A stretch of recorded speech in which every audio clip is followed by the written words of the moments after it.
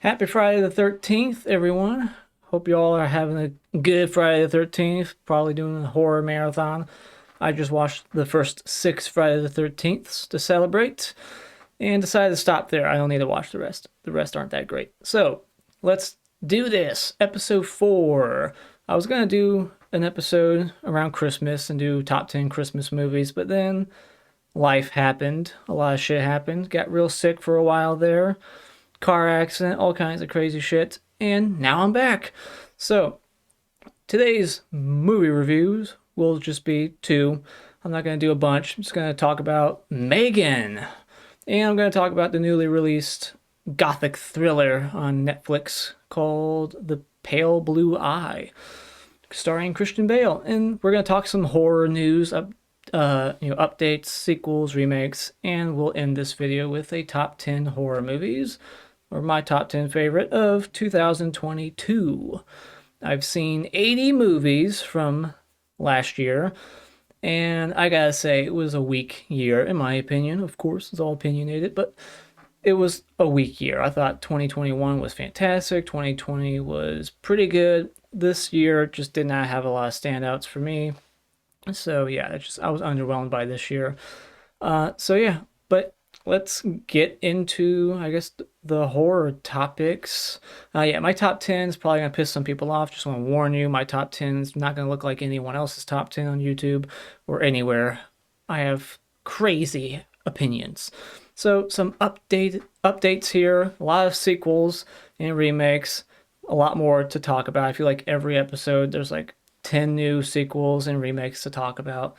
So all Hollywood can do is make sequels and remakes, and we got plenty more coming. So they've been talking about in the last month since my last episode dropped. We've got a Night of the Living Dead sequel coming out, a direct sequel, I guess, to the original '68 film, and they're gonna possibly do a whole franchise again. They're gonna give it that Halloween H4O treatment, the new David Gordon Green trilogy for the Nightmare on Elm Street, the Night of the Living Dead franchise is going to get that treatment. They're just going to ignore everything. I mean, is that franchise even connected to each other? Dawn, Day, are they connected to Night? I don't know. People consider that franchise like Dawn is number 2, Day is number 3, but they're not actually connected. So maybe this is the only true sequel. So I don't know. Whatever. Anyways, yeah, but Night of the Living Dead, that's getting a sequel, and I don't give a crap. I have nothing else to add. I don't care. I'm not a huge zombie person. I'm not a big fan of that original film. I'm not a big fan of those Romero zombie movies. I prefer the Tom Savini remake over the original Night of the Living Dead. So that's my first controversial opinion for this podcast. I don't know what to call this series, this episode, whatever. First controversial opinion. Next up, Mutilator 2. That's finally getting a sequel, Mutilator, and it's got a poster and a trailer that just dropped. I didn't watch it, so I can't say much about it, but I'm not going to watch it because trailers spoil too much. And I'll talk about that later on with M3GAN. Got a poster for that. You can check it out if you want. And so Matthew Lillard from Scream, Scooby-Doo, and Josh Hutcherson are going to be in a Five Nights at Freddy's movie, a video game adaptation. It's becoming a movie, that Five Nights at Freddy's PC game. There's like a bunch of them. It's like you're at Chuck E. Cheese and the robots come alive and attack you or some shit. Haven't really played those games very much, so I'm not really looking forward to this. I don't care. Kind of looks like it's going to be like Willy's Wonderland, if it's like the video games. Yeah. I actually liked Willy's Wonderland. A lot of people didn't like that movie, but I actually really liked Willy's Wonderland. So if Five Nights at Freddy's, this new movie, is anything like that movie, then maybe I'll enjoy it. And Purge 6. We're getting another Purge movie. I'm not big on this franchise. I do not care if they ever make another one. I mean, I haven't even watched a single episode of the TV series because I just don't care. I was not a big fan of the first Purge. I was not a big fan of Forever Purge. So the fact that they're making another one doesn't excite me. But they're bringing back the one character from the second one and the third one, the badass Frank, the actor Frank Grillo, is that his name, or is that the character's name? Whatever.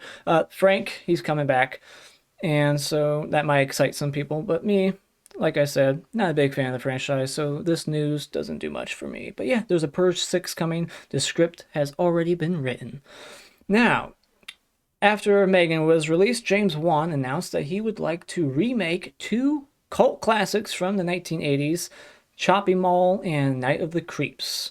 I would love to see him tackle those two movies, but I doubt he would actually direct them. He would more than likely just produce, but I want him to direct because it seems like the movies that he directs are always great, and the movies that he just produces aren't always that great. He needs to be behind the directors. He needs to be in the director's chair behind the camera for me to be truly excited for it. But yeah, those movies need a remake by now. And Becky 2. We're getting a sequel to Becky. Would not have guessed that this movie would get a sequel, especially so quickly. But yeah, it's coming. It's called Becky 2, The Wrath of Becky. And it's from the directors of The Open House. That might turn off a lot of people because that movie has an abysmally low rating. That movie has like a 2 or a 3 or some crazy shit. I didn't hate it that much. I thought it was just mediocre, average, like a 5 out of 10. But it's got some really low ratings. A lot of people hate that movie, The Open House. That was on Netflix about 4 or 5 years ago. And yeah, so those filmmakers are making the next Becky movie. And this last news update is what has excited me the most.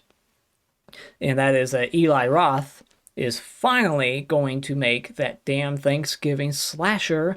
We need more Thanksgiving slashers. We haven't had one since like the 80s, it seems. If anything else came out since, it's probably so terrible, and that's why I don't know about it.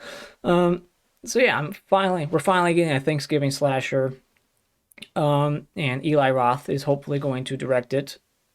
Maybe he'll just produce it. He's kind of like James Wan now. He likes to produce a lot of movies and not direct, but hopefully he directs it. And so yeah, I'm looking forward to that. It's supposed to start shooting this year. So that is the end of my news topics. Let's jump into these mini reviews. So first movie I want to talk about, one of two movies, and that is The Pale Blue Eye. This is not really a horror film, more of a gothic period piece mystery thriller, and it stars Edgar Allan Poe. Now, there's a character, Edgar Allan Poe, and you got Christian Bale playing this detective. And what works best in this movie, the best part of the movie, I should say, is the performances, especially from the actor who plays Edgar Allan Poe. Christian Bale does a good job too, but I love the guy who played Edgar. And the second thing I loved about it was the atmosphere. I really liked the look of the movie, cinematography, and I really liked the mystery. And there's a twist towards the end, the third act. There's this big reveal about one character, and it just blew my mind. Like, I thought the movie was wrapping up at one point, and then I checked the time bar, and it was like there's like 30 minutes left. I was like, oh shit! I thought this movie was just like ending, because it felt like I was at the end, and then there was way more to go, and I was like, holy shit. But yeah, that's actually what's helped raise my rating for the movie was that last 30 minutes, that reveal at the end. I did not see it coming at all, so I really liked the mystery aspect. Just don't expect much horror in this, or gore, or violence. There's a little bit of aftermath, gore, hearts being removed from corpses and whatnot. But yeah, good atmosphere, great performances. I recommend it. It's on Netflix. It's like #1 right now as of this recording. So that is The Pale Blue Eye. Next movie. Time for this one, M3GAN. This was a highly anticipated film for me because of the names attached to this. This is produced by James Wan, story by James Wan also, and written by Akala Cooper, who wrote Malignant. And if you've watched my channel enough, you know how I feel about Malignant. It was my #1 of 2021. It's one of my favorite movies now, like period. I just love it. I've seen it over half a dozen times. Love Malignant. So when I heard that these two people were teaming up again to make what is essentially a remake of Child's Play 2019. I was like, cool, like, been here, done that, but let's see what they do with this concept. And when that trailer dropped, I was pretty excited. It looked like a somewhat cheesy, gory, R-rated killer doll movie. It was going to be fun, like Malignant.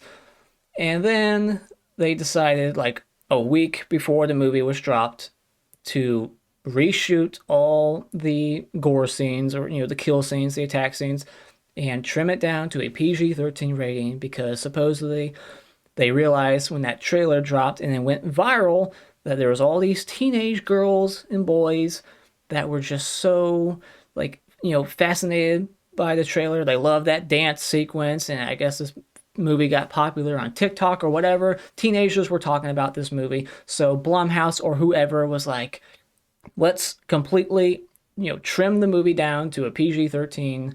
Let's neuter this film. Let's get rid of all the blood and, cater it to a younger audience. Let's try to get more money, is basically what they wanted to do. And that's what happened to this movie. They fucking made it less fun because of money.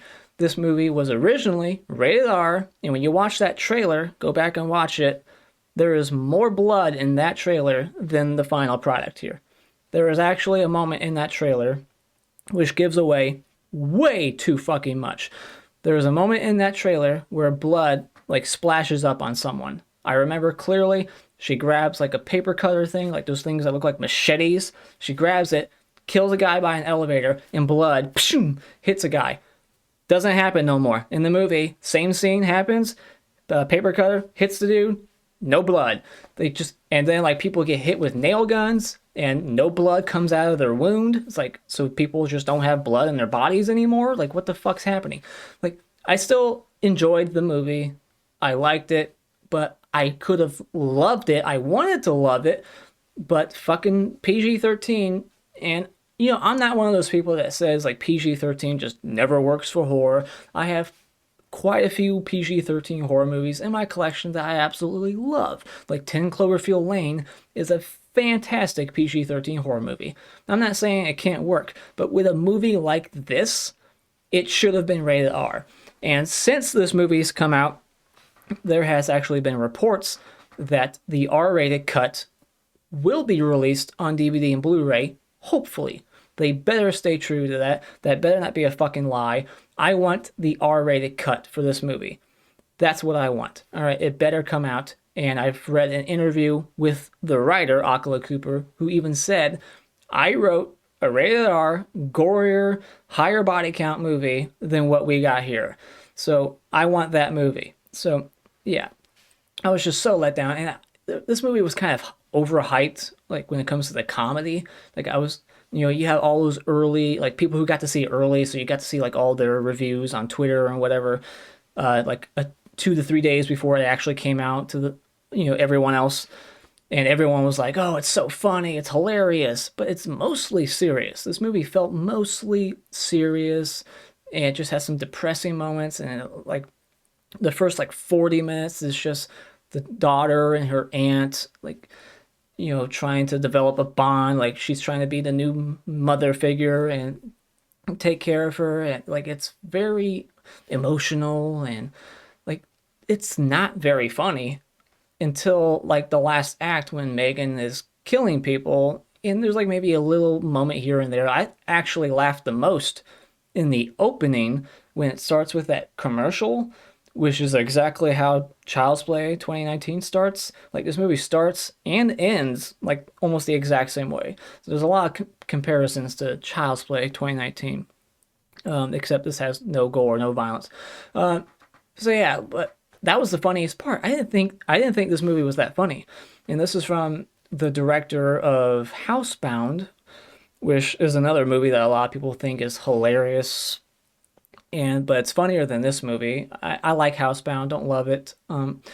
But yeah, like, I just didn't think this movie was that funny. I chuckled once or twice. My dad laughed quite a few times. I think my dad liked this movie more than me. But yeah, here's what I like about the movie. The performances, production value, M3GAN, I like the look. She looks like that one Olsen girl, if you ask me, one of those Olsen actresses. Yeah, I like the look of her, the voice, that dance. But the trailer gives the whole dance away. If you think there's more to that dance, there isn't. That's the whole dance, that 5 seconds in the trailer. And if you think there's more kills outside of what you saw in the trailer, those are all the kills in the trailer. But yeah, like the characters were good, acting, all that stuff, great. But the gore, the violence, the humor, it should have been more humor, and that trailer should not have revealed as much as it did. Like there's a scene with a bully, and then M3GAN does something that could have been really funny and shocking in the moment, but I already saw it coming. So yeah, this is just one of those movies that got really ruined by like hype and the trailer just revealing way too much, and then on top of that, the fucking studios trimming it down to a PG-13. And so release the R cut, and maybe this movie will go up. But right now, it's a 3.5 out of 5 for me. I really wanted this to be like a 4 or 4.5, but right now it's a 3.5. But when I get that unrated cut, it could go up, hopefully. So that's the end of that. Let's get rid of this M3GAN poster. And let's jump into my top 10, shall we? I'm not going to talk about these movies. So I'm just going to like read a synopsis, let you know what these movies are about, and that's it. So number 10 will be, let's get it open here, Crimes of the Future. Now, this list, it could change tomorrow if I rewatch these movies.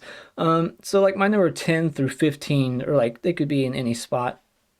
But I decided that Crimes of the Future should be my number 10 and get a mention here. So Crimes of the Future, David Cronenberg, back directing horror, sci-fi, body horror. Again, for the first time in a long time. And this movie has a very lengthy synopsis here, but here's the gist of what it's about. So, Crimes of the Future by David Cronenberg. As the human species adapts to a synthetic environment, the body undergoes new transformations and mutations. With his partner Caprice, celebrity performance artist Saul Tenser publicly showcases the metamorphosis of his organs in avant-garde performances. Timlin, an investigator from the National Organ Registry, obsessively tracks their movements, which is when a mysterious group is revealed their mission: to use Saul's notoriety to shed light on their next phase of human evolution. Quite a long synopsis, but yeah, that's what that movie's about. I think I already talked about this movie on my other episode. Number 9, a movie that now a lot of people are talking about. Let's move this. Hopefully I move it in the right direction. All right. All right. No Exit. This was released on Hulu long ago by Damien Power. Stranded at a rest stop in the mountains during a blizzard, a recovering addict discovers a kidnapped child hidden in a car belonging to one of the people inside the building, which sets her on a terrifying struggle to identify who amongst them is the kidnapper. So yeah, good mystery and great reveal. So I really enjoyed this movie. I don't know why it doesn't get talked about more. So number 8, losing count already. Number 8 is Prey, the prequel to Predator. I already have a review for this, so you can look that up if you want to hear all my thoughts on it. Here's the synopsis. On the Great Plains in 1719, Naru, a fierce and highly skilled Comanche warrior, sets out to protect her people when an unknown danger threatens them. But the prey she's stalking turns out to be a highly evolved alien predator with a technically advanced arsenal. Number 7, The Sadness. This is a zombie infection type film. A young couple, and it's foreign, I think it's Korean. A young couple is pushed to the limits of sanity as they attempt to be reunited amid the chaos of a pandemic outbreak. The streets erupt into violence and depravity as those infected are driven to enact in the most cruel and ghastly things imaginable. This says 2021, but it was not widely released until this year. So, number 6, and if you want to see someone get their eye socket fucked, this is the movie for you. All right, Yeah, there's a lot of crazy shit in that movie. Glorious, a Shudder original, number 6. Really like this movie. Again, not a lot of people talking about it. Very short movie, less than 80 minutes long, by Rebecca McKendry. After a breakup, Wes ends up at a remote rest stop. He finds himself locked inside the bathroom with a mysterious figure speaking from an adjacent stall. Soon, Wes realizes he is involved in a situation more terrible than he could imagine. Yeah, this movie is crazy. Very wild. Like, you can see all the tentacles on the poster. This guy, he's like half naked. He's holding a severed leg. It gets gory. There's a twist. It's got the main guy from Dead Silence. It's bonkers. And what's his face? Let me look here. J.K. Simmons plays the voice of this god-like thing that's in the other stall, talking to him the entire movie. Like, you just hear J.K. Simmons' voice throughout the whole film. Next movie, The Apology. This came out very late in the year, around Christmas. Another Shudder film. The Apology by Alison Starr Locke. Revenge is a mother. That's the tagline. 20 years after the disappearance of her daughter, a recovering alcoholic is preparing to host her family's Christmas celebration when her estranged ex-brother-in-law arrives unannounced, bearing nostalgic gifts and a heavy secret. Now, that might kind of give something away, but that's kind of revealed early on. I went into this movie completely blind, and I really enjoyed it. I just thought this movie was terrific. The performances, the dialogue, it was just gripping beginning to end. And yeah, just really enjoyed this movie so much. I was not expecting it to make my top 10 when I watched it. Number 4, Resurrection, starring Rebecca Hall, directed by Andrew Simmons, whatever. All right, a woman's carefully constructed life is upended when an unwelcome shadow from her past returns, forcing her to confront the monster she's evaded for 2 decades. This stars Rebecca Hall, Tim Roth. So, yeah, I don't want to spoil much about this movie. There's something that's revealed like 45 minutes in that just takes this movie in a crazier direction, and it's bonkers. And the performances are fan-fucking-tastic, and Rebecca Hall, in one scene, she gives like a 7 to 8 minute long speech. Like, she's telling this long story, and it's all one take. Kind of like how Mia Goth did that long take in Pearl. I think this one's longer, actually. So, very impressive. Great performance. Number 3 is Deadstream. This was a Shudder original. Yeah, Shudder original. Found footage, live stream film. And by Joseph Winter and Vanessa Winter, who did a segment on the recent VHS 99. All right, so a disgraced internet personality attempts to win back his followers by live streaming one night alone in a haunted house. But when he accidentally pisses off a vengeful spirit, his big comeback event becomes a real-time fight for his life. This movie was hilarious, and I did briefly talk about this in my previous episode, so you can hear my thoughts there. And highly recommend this movie. Check it out. 9 out of 10. I haven't been giving ratings out, but this is like a 9 out of 10. Loved it. All right, my number 1 and my number 2, very fun films and very controversial, very split, especially this next one. I'm going to get a lot of fucking hate for this one, but I don't fucking care. I watched it 4 times. I loved it. It's my second favorite in the franchise, and you can suck my dick if that offends you. Texas Chainsaw Massacre 2022. Fucking love it. Absolutely love it. Written by Fede Alvarez, who I absolutely adore. All his work. Fantastic writer and director. This is directed by David Blue Garcia.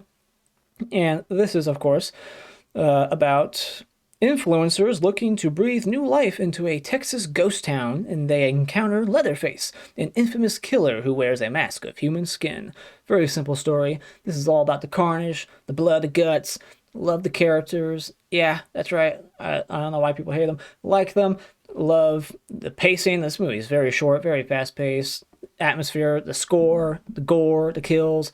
fantastic. Like, this really is a Texas Chainsaw Massacre. This gives you everything you want. At least for me, it gives me everything I want. People are complaining about, like, where's the family? Like, fuck the family. We don't need the family again. We don't need another dinner table scene. We don't need the same shit again and again. Just give me Leatherface fucking shit up with a chainsaw in Texas, and I'm happy. So maybe I'm just simple to please when it comes to these movies and this franchise. I don't know. But I love this movie. I don't get why people hate it. I don't. Legit don't. This movie's like 2 average on Letterboxd and like 4.5 on IMDb or whatever it's at now is ridiculous. It needs to go up. This is another 9 out of 10. Second favorite in the franchise. Love it. So, number 1, a movie I saw twice in the theaters, a movie that I was highly anticipating this year. It did not disappoint, and that is Terrifier 2. My favorite movie of the year, Terrifier 2, the epic, almost 2.5 hour long slasher. It does not even feel 2.5 hours long. All right, who's laughing now? Is the tagline. And synopsis: after being resurrected by a sinister entity, Art the Clown returns to Miles County, where he must hunt down and destroy a teenage girl and her younger brother on Halloween night. As the body count rises, the siblings fight to stay alive while uncovering the true nature of Art's evil intent. So yeah, I got a review for this movie, spoilers and all. You can check out the whole thing on this channel. So I just got rid of the wrong thing there. I just got rid of my audio. Hopefully it's working again. Let me get rid of this. There. I wanted to get rid of the posters, not me. So yeah, what do I want to do here? Where am I? Like 26 minutes in? All right. Let me just shout out the bottom 10, shall we? Just very quickly. So, 10 worst movies I saw this year. Again, more controversy coming here. All right, so 1, 2, 3, 4, 5, 6, 7, 8, 9, 10. Number 10, The Cellar. I'm not going to talk at all about these. No synopsis. Fuck that. All right, number 9, Slapface. Number 8, Grimcuddy. I actually recommend checking that out. It's so stupid that you need to watch it. All right, number 7, Goodnight Mommy, the remake. I didn't even like the original. This one was worse. It's basically the same movie until the end. Stupid. Number 6, Mad God. Not even a movie, just stop motion. Looks good, but there's no dialogue at all. So what's the? I can't watch it. I need dialogue. I need characters. I need there to be a story.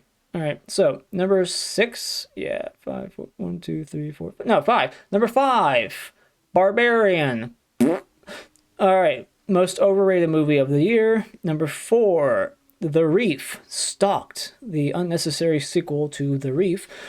And it's a killer shark movie, in case you didn't know. Number 3, Slashback.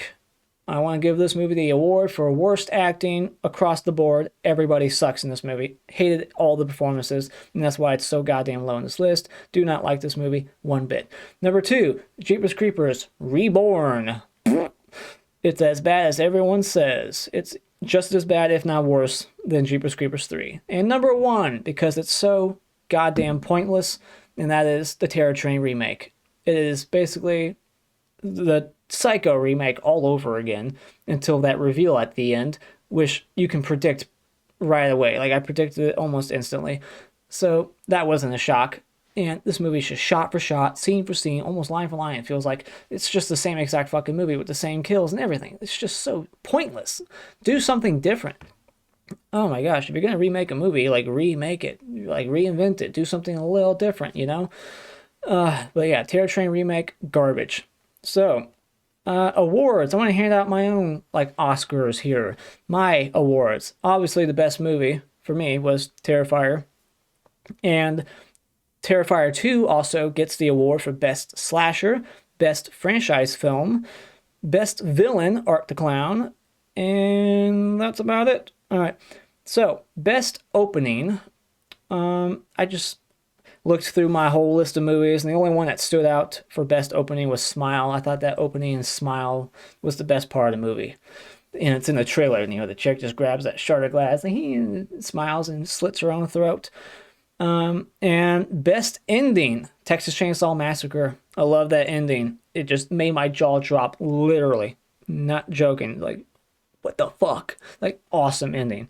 Best performance. I could have given this to a couple of other people, but I went with Mia Goth in Pearl. I thought she was terrific in that. Best soundtrack will go to Firestarter. Best cinematography. And best soundtrack almost went to this next movie I'm about to say. Best cinematography, loved the cinematography, and She Will, which stars the actress from Texas Chainsaw Massacre. And best anthology is VHS 99. Best found footage movie of the year, Deadstream, which was my number 3. Best foreign film, The Sadness. Best kill of the year, Alley in Texas, not Texas, in Terrifier 2. Don't know why I was blanking there for a second. Best Netflix original, Texas Chainsaw Massacre. Yeah, I said it. Best Shudder original, Deadstream. Most overrated, Barbarian. Most underrated, Texas Chainsaw Massacre. I'm just going to keep saying Texas Chainsaw Massacre. All right. So, yeah, there's a lot of other movies I could shout out real quick and recommend, I guess. You know, why not? I bet some of you are wondering where these other popular movies were. Like, where's Nope? Did you even watch it? Nope. Yeah, I watched it. It is at my number 43, in case you're wondering. I just was not into it. So yeah, let me just shout out these movies. These were next in line after my top 10. Pearl, The Menu, The Innocents, Firestarter.